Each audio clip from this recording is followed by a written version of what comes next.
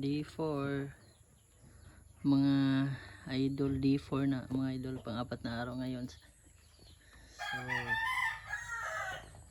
malulusog yung ating mga biik mga idol. Yan, kasi yung dating biik ko mga idol, mga 13 yata, ubos lahat, namatay. Ito malulusog mga idol. Ayan.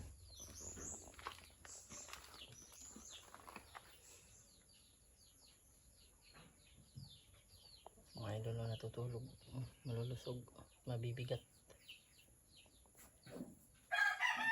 Idol.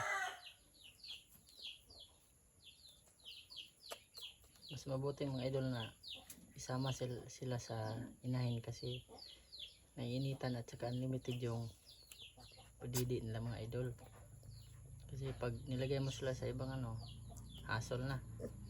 Ito namang inahin ng mga idol, parang sanay na magdala ng anak kasi hindi niya inaapakan yung mga anak biik niya.